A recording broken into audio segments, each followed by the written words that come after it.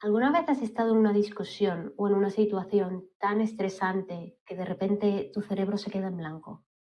Y no me refiero a no saber qué decir, me refiero a perder la capacidad de hablar, de razonar o de sentir una furia tan explosiva que parece que ni siquiera es tuya y que después te sientes horrible y piensas, ¿por qué soy tan dramática? ¿O por qué no puedo controlarme? Pues déjame decirte que eso no fue un berrinche, fue un evento fisiológico medible. Mi nombre es Amaya, soy fisioterapeuta, técnica deportiva y mujer autista de diagnóstico tardío. Hoy vengo a explicarte qué es el secuestro amigdalino y por qué en cerebros neurodivergentes como el nuestro esto no es una reacción exagerada. De hecho, es una respuesta mecánica de tu hardware que puedes y debes aprender a manejar. Para entender por qué pierdes los papeles o por qué te bloqueas, tienes que conocer a dos actores principales que viven en tu cabeza y que a menudo no se llevan muy bien. Primero tenemos a la amígdala, que es como una especie de detector de humos, que su principal función es tu supervivencia. Se la pasa básicamente todo el día buscando amenazas a tu alrededor. Y aquí viene un dato clave. En muchas personas autistas, la amígdala es físicamente distinta, como por ejemplo en el caso de Temple Grandin, una de las mujeres autistas con más reconocimiento y más logradas a nivel mundial, cuya amígdala es hasta un 20% más grande de lo que encontrarías en un cerebro neurotípico. Pero, ¿esto qué quiere decir?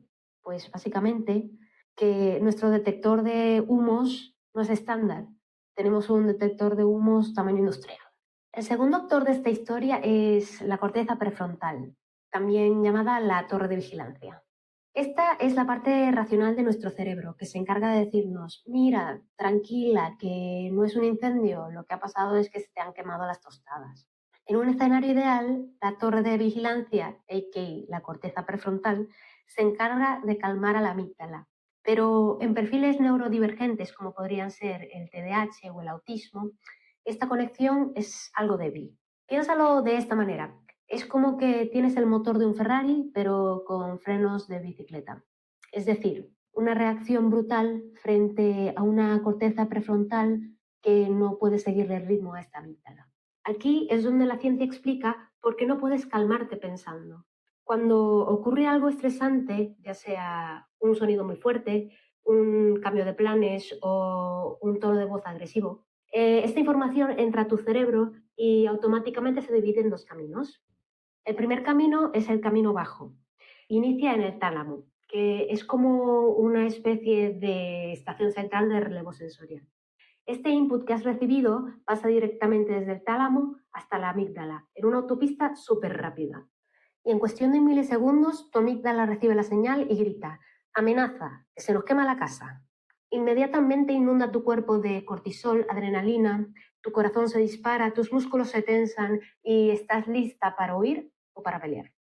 El segundo camino es el camino alto, que es una vía más lenta. Este camino lleva información sensorial desde el tálamo hasta la corteza prefrontal. Esta última sería como la parte del cerebro en la que realizamos nuestro pensamiento crítico. Si la corteza prefrontal funciona bien, envía una señal inhibitoria hacia la amígdala para inhibir la liberación de las hormonas de estrés. El problema aparece cuando la intensidad del camino bajo es tan fuerte que la señal de alarma se dispara y secuestra el sistema antes de que el camino alto tenga la posibilidad de entregar el informe lógico a la corteza prefrontal. Es decir, que para cuando ya se ha podido analizar la situación, el detector de humos ya ha activado los rociadores y ya estás empapada por completo. Y es a esto a lo que se le conoce como secuestro amigdalino. Y lo más aterrador de todo esto, pero en parte liberador porque explica muchas de las cosas que nos pasan, es que durante un secuestro severo la corteza prefrontal se apaga, se desconecta. Por eso no puedes hablar, por eso no entiendes lo que te están diciendo y no es que no quieras escuchar o que no quieras responder, es que la parte de tu cerebro que procesa el lenguaje y la lógica literalmente está apagada. Ahora suma todo esto el factor de ser mujer autista. O sea, nosotras pasamos todo el día haciendo masking.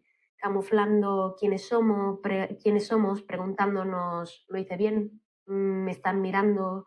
¿Habré hecho algún gesto extraño? Y esto es algo que mantiene a nuestra amígdala en un estado de alerta amarilla constante.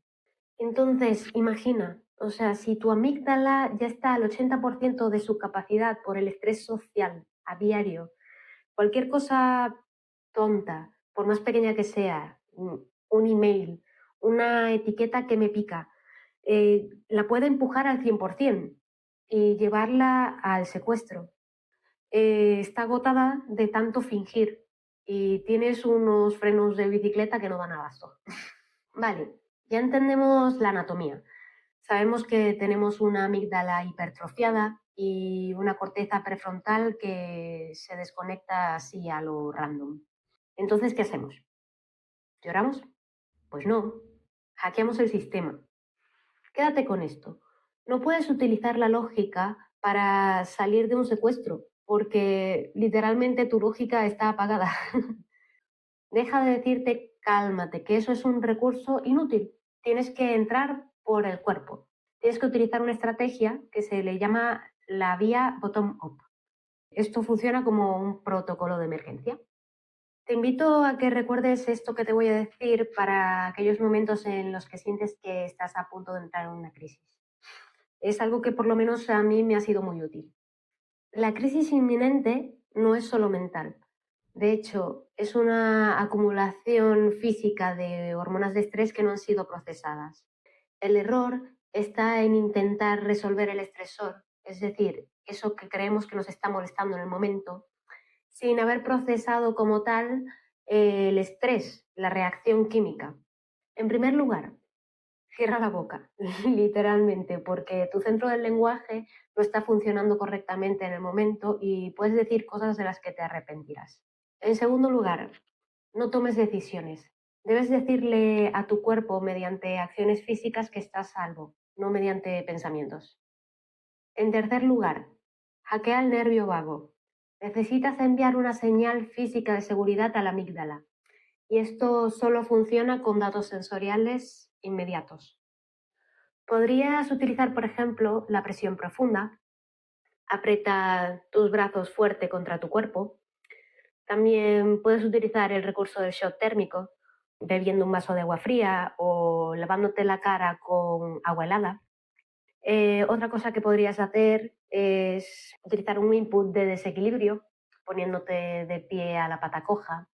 También puedes hacer algo más fácil, como centrarte en cómo se siente la silla en la que estás sentada, enfocarte en su textura, por ejemplo. La realidad es que hoy por hoy el mundo no se va a adaptar a nosotras, porque vivimos en un mundo pensado por y para neurotípicos. Y nadie va a venir a salvarnos de nuestros propios circuitos. Pero aplicar estas estrategias puede hacer la diferencia entre ser víctimas de nuestro propio cerebro y tener un manual de instrucciones para pilotarlo. Si quieres dejar de pelearte con tu biología y empezar a utilizar tu intensidad tan característica para construir la vida que tú quieres, suscríbete para más ciencia y más consejos sobre biohacking para mujeres autistas. Nos vemos en el próximo vídeo.